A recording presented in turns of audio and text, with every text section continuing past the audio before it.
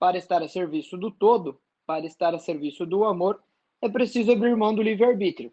E abrir mão do livre-arbítrio é, de forma consciente, abrir mão de pensar somente no melhor para si, se movimentar através do bem maior, do melhor para todos. E isso corresponde a dizer que, para estar a serviço do todo, é preciso que os seus desejos sejam os desejos de Deus, ou seja, é preciso vibrar no amor incondicional. Parece muito estranho dizer que devemos abrir mão do livre-arbítrio, né? Mas a mensagem diz que, para estar a serviço do todo, é preciso abrir mão do livre-arbítrio. Aí a gente pensa, por que eu abriria a mão de uma coisa tão importante e para ficar a serviço dos outros ainda? Bom, aqui a gente vai ter aquela velha situação de esbarrar na fé, né? Então, para quem tem fé é uma coisa, para quem não tem é outra. Mas eu só te convido a ouvir e desenvolver o seu mindset de aproveitar o que lhe é bom e esquecer o resto. O primeiro comentário necessário aqui é que para o autor dessa mensagem, que é o Raoni, do site despertando.com.br, a quem manifesto novamente gratidão, ele chama o todo para se referir a Deus. Deus, para ele chama de o todo. Então, podemos pensar estar a serviço de Deus. Ou, para quem preferir, reforçar aquele conceito da unidade, que a gente já falou anteriormente, é só pensar na humanidade como uma única família, como um corpo, em que todos os indivíduos são órgãos. Ou seja, o órgão trabalha para manter o corpo vivo, ele está a serviço do todo. Mas isso não é uma desvantagem, porque também o corpo inteiro trabalha para aquele órgão. Por quê? Porque estão todos integrados. Isso vai ficar mais claro com um texto que eu vou deixar logo abaixo desses áudios.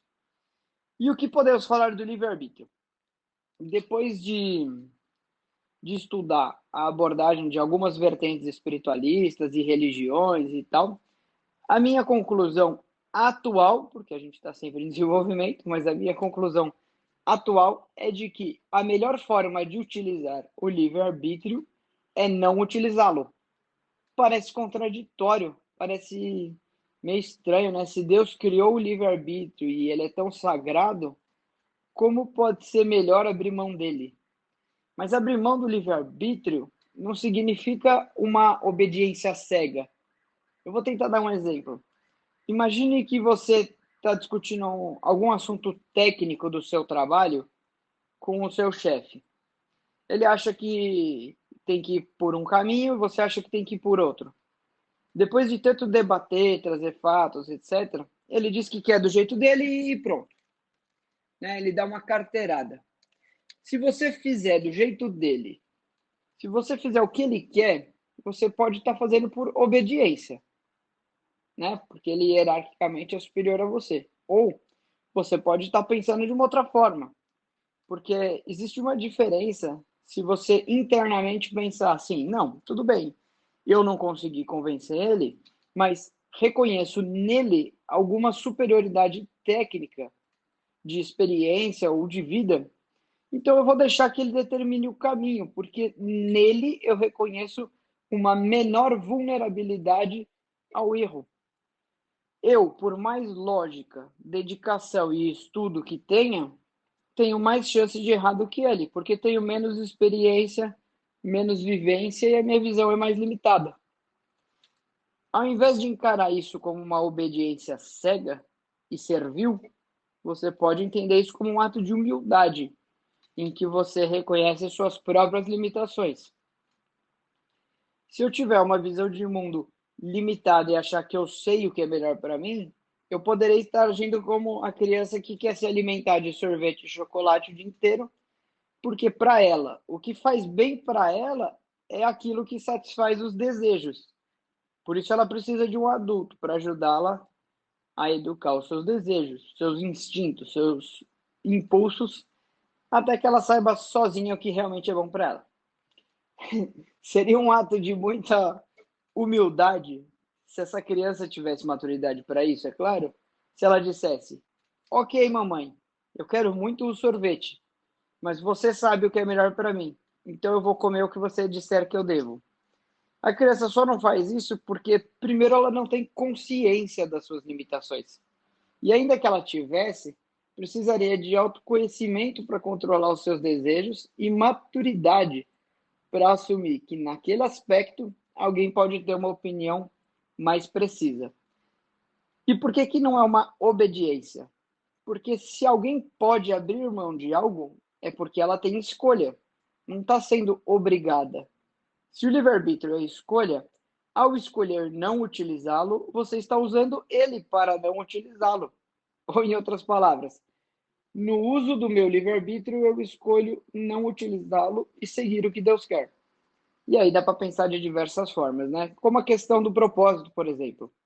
Uma pessoa viver o propósito dela e usar os talentos, o dom que Deus deu.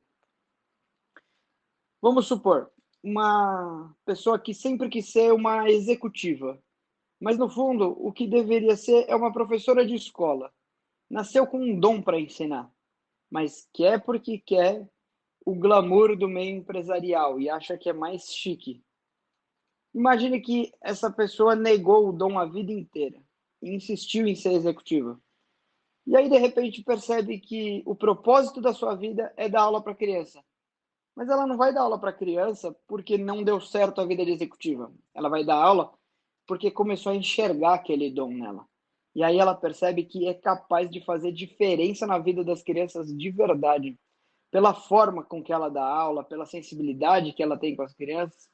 Então, enquanto executiva, seria só mais uma. Enquanto professora, seria um destaque. Porque ela nasceu com um dom para isso. O contrário também seria verdadeiro. Se nasceu com um talento, um dom para ser executiva e fica negando o próprio dom, porque parece mais nobre formar crianças, também seria só mais uma professora, enquanto como executiva seria um destaque e poderia formar mais profissionais de excelência, ainda que não tivesse didática, mas simplesmente por dar um exemplo bastante diferenciado, acabaria formando. Ou seja, não se trata de glamour ou nobreza. Se trata de ser quem você é, fazer o que nasceu para fazer e ocupar a posição que é só sua nesse universo.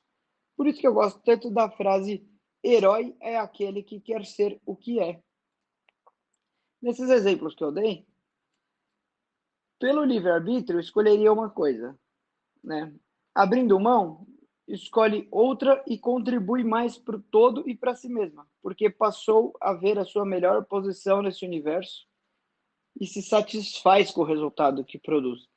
Isso só acontece com muito, muito, muito autoconhecimento, porque, novamente, quem faz o nosso livre-arbítrio se perder escolhendo o que não é da nossa essência é aquele sofisticado elemento de autossabotagem de que tanto falamos, o famoso ego imaturo. Uma outra abordagem interessante é a trazida pelo Ho Oponopono. Tem um livro chamado Limite Zero, que é o livro que trouxe o Ho Oponopono para o conhecimento geral das pessoas, vamos dizer assim, que saiu daquela tribo havaiana. Chegou no Brasil esse livro em 2007, se eu não me engano. E segundo a filosofia dos Kahunas, que é a tribo que pratica, né, o Ho Oponopono, segundo a filosofia deles, você tem dois caminhos na vida: viver pela intenção ou viver pela inspiração. A intenção bate com a lei da atração, em que você pensa naquilo e atrai o que pensa. Na verdade, hoje já sabemos que você não atrai o que você pensa, mas você atrai o que você sente. Então tem que usar o pensamento para sentir e acaba atraindo, enfim.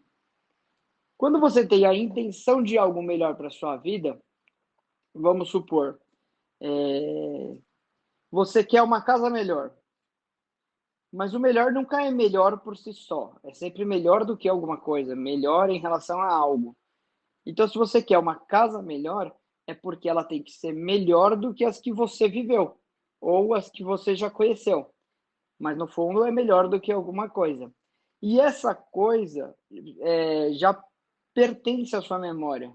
Por isso que você acessa essa comparação.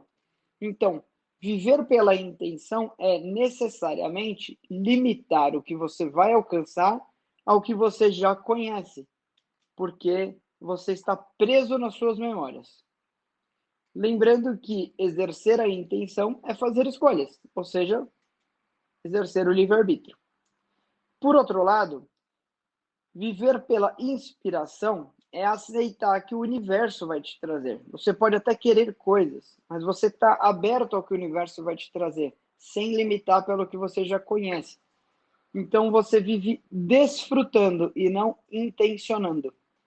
E o universo já sabe o que você quer, o que você precisa. É como se você entrasse em sintonia com o universo. Você pode pensar que viver pela inspiração é de uma passividade, assim, do tipo, eu não preciso fazer nada, é só ficar esperando que vai cair no colo. Mas não, muito pelo contrário, você tem que fazer um esforço enorme, enorme. Mas esforçar no quê? Em obter o que você quer? Não, em eliminar as suas memórias, porque as suas memórias que representam o seu limite. E é aí que fica difícil, porque você só vai conseguir estar totalmente aberto ao porvir quando você eliminar o limite do que já foi. Por isso que o livro chama Limite Zero. Quando você eliminar os limites, ou seja, as memórias, você não terá mais limites. Então, o autor resume o livro dizendo o seguinte, que a intenção é um brinquedo da mente e produz resultados, mas a inspiração é uma diretriz de Deus e produz milagres. Viver pela inspiração é você abrir mão do livre-arbítrio e deixar que a vida te conduza, mas não de uma forma passiva, pela inércia. Não. De uma forma, sim, integrada, harmônica, em sintonia.